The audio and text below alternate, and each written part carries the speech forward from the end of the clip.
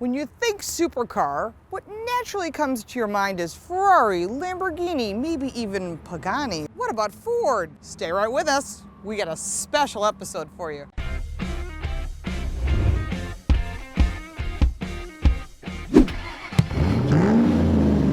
Hi, I'm Lauren Fix. Welcome to another episode of The Car Coach. This very, very special episode is because we have special access to the Ford GT factory. Like I said, when you're thinking supercar, it's Ferrari in your mind, maybe Lamborghini or some of the other really hot cars that are out there. But when you're looking at the Ford GT, this truly is a supercar. And the access to this factory is so secretive, we had to get special permission from like 5 or 6 different people, and I am so excited to let you have a sneak peek and come along with me. Come on, let's check this out.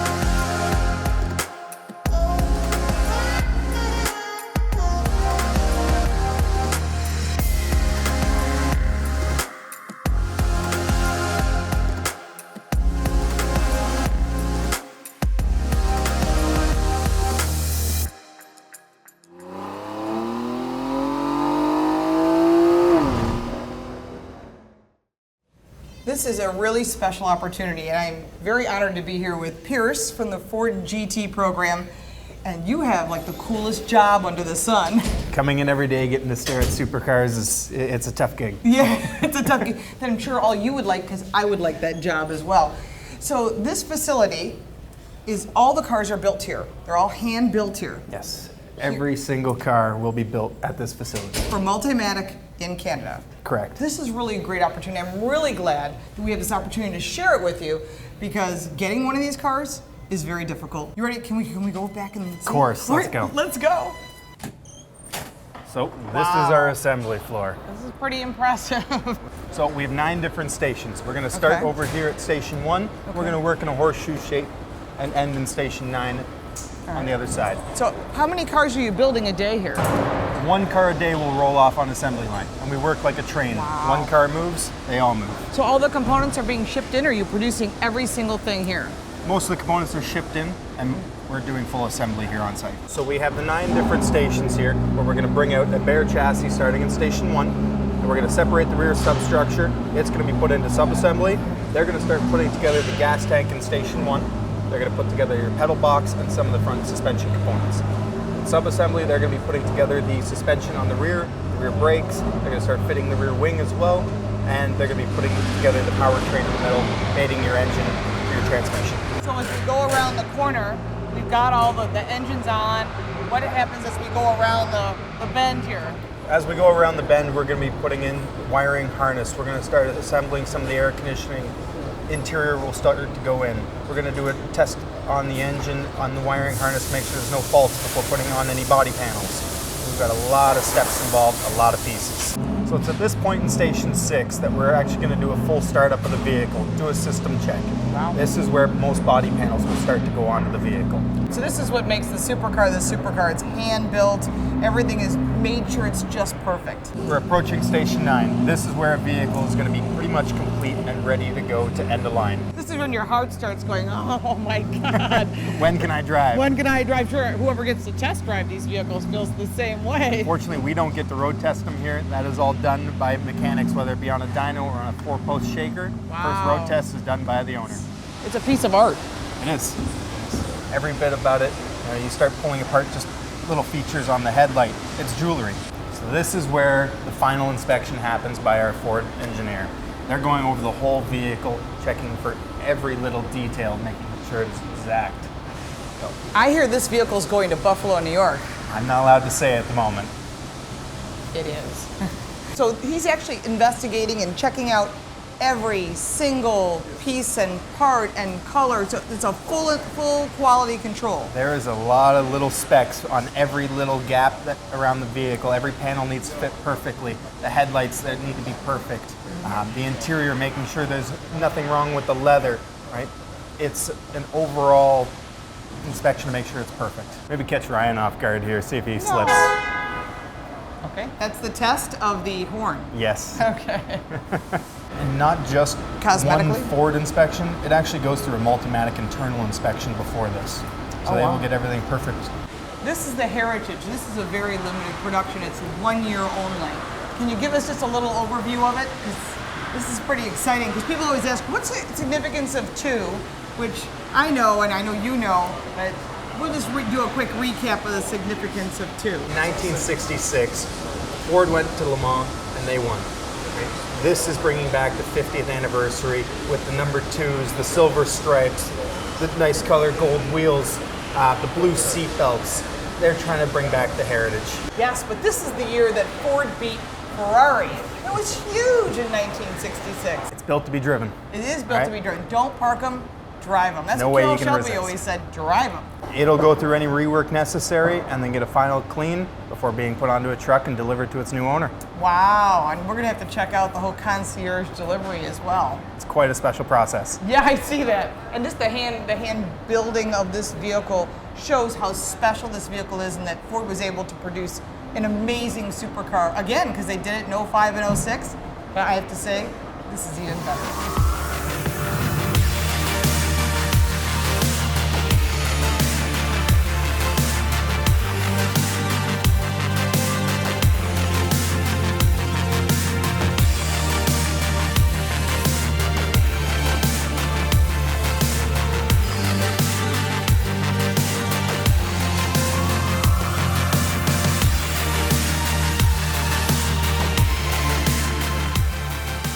So if you look at it back in the 60s, when Henry wanted to basically buy Ferrari, and the disagreement came over the racing team.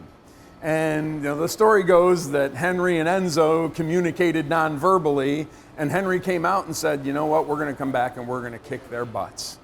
And for the first couple of years, we didn't finish a race the first year. We didn't win a race the second year. Then in comes Ford engineers at the time, Carroll and Holman Moody and the merry band of hot rodders, and we go back and we win 1, 2, 3 in 66.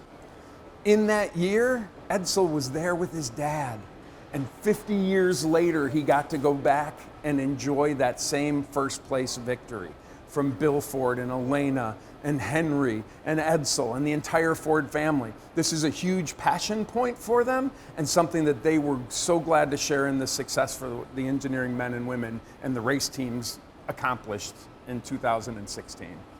This is a very exclusive car. Can you give us an idea of the total production numbers Ford's expecting? So what we're expecting to do, we said we're going to race for 4 years. And as you understand, racing in that series, you have to have a car in production while you're racing. So we said we would race for 4 years, just like back in the 60s with Carroll and Holman Moody and all the Ford engineers that brought this to life in 66, 67, 68, and 69. We said that we're going to race 16, 17, 18, 19. We can produce one a day, and producing for 4 years. So that's what we expect to produce. It will be so much less than what the 05-06 Ford GT was. We did more than 4,000 units on this car. This is a much more exclusive vehicle that reflects the heritage and the innovation and technology that Ford's capable of producing. So when you say the keyword exclusive, can you tell us what it takes to be a lucky owner of one of these vehicles? I mean, how many So applications? if you think about that limited quantity and more than 10,000 dealers globally who would have the opportunity to do it, how would you be able to allocate this car in a manner that reflects the passion and energy behind the vehicle? So what we did is an application process. We took in more than 11,000 registrants and 6,500 completed applications. So that was where the pool was to select from. If you can imagine from 6,500 from a one-a-day production selection, there was minuscule differences between the folks that were selected and who weren't.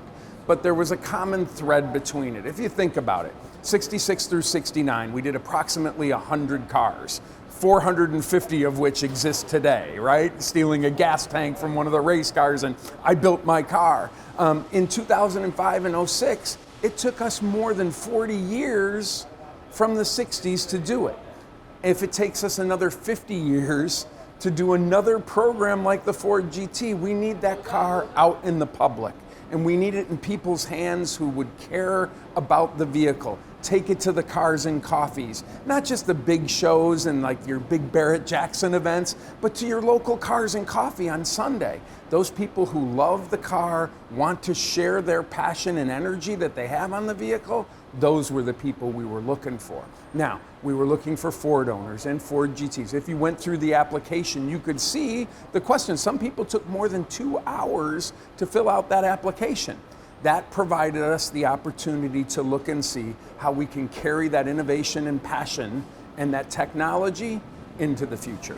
Want them driven, we want them shared. You know, we can't see this car hermetically sealed in a Ziploc baggie in a vault. That's not where this car was made to be. If you think of Carroll Shelby, and I know you know Carroll very well. Yeah. Carroll on the Cobra 1, his most prized vehicle that he had ever built. We had to drive that every year. That was a $15 million car and he made us drive it. He wanted those cars driven and he wants people to experience that passion and energy, and the men and women of Ford Performance and all of Ford Motor Company want those consumers to be driving and experiencing the vehicle. And I have to say, keeping this under wraps, Ford definitely pulled off the coup of the Detroit Auto Show. I was there. We had no idea what to expect, but you did such a great job keeping this secret. That's the way to do it. Can you just give us a little taste of what you had to do? So it was not only a secret to the general public, but you know, Bill Ford invites the employees and their family down for the auto show for the practice presentation, so that they can come in and see what's coming out at the auto show. So they get to come and see it beforehand. And when they did that piece in there, 0 of the employees knew. So we kept it a secret not only to the general population, but through the employees, so that we could effectively enjoy that aha moment with everybody. The design studio team worked in the basement of the PDC. It didn't have the electronic scan codes for the cards to get in access. You had to have one of the very few keys that were available to provide you access. And that team worked after hours. Not on they took care of their full-time job and then did this afterwards because of the passion and energy that this project generates. I just can't believe that many people, employees, designers, engineers, nobody leaked it. That's impressive on its own. It's a passion point, right? We knew how important it was to make that splash moment. You did that. And a lot of the men and women who worked on this program were just as passionate and energetic and wanted to see that aha moment, not only for the employees, but for the world. Well, you're like that too. You come from, we know each other from Shelby American and from Ford for many, many years, and making you the point guy, couldn't have picked a better person. Well, thank you very much. The men and women who actually engineered this car and who are building, who you saw in the videos today when you walked through the production facility, those are the men and women who have made this vehicle, hopefully, one of those things that will carry on for the next 50 years.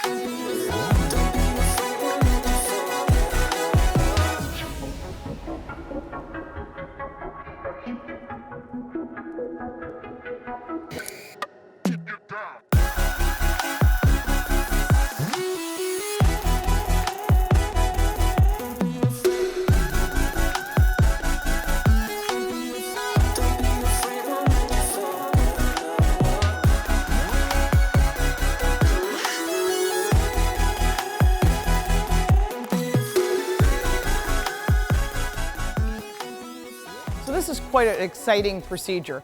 You saw the ordering process. You saw the car at the factory. You saw it being finally inspected and delivered to Buffalo, New York in 18-degree temperature. But here is the final vehicle. This is chassis number 27. It is a heritage, one of 14 cars of 126 vehicles that were built.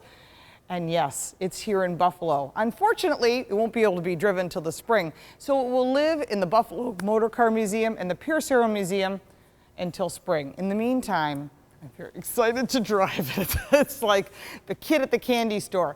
If you're excited about this vehicle and you want to see the full review, it will be coming in the spring on a His Turn, Her Turn car review. But in the meantime, breaking news at Lauren Fix on all forms of social media. Sign up for that Car Coach report at laurenfix.com. And I'm going to go sit in the car and dream of spring. Thank you so much for watching. Hope you enjoyed it as much as we did.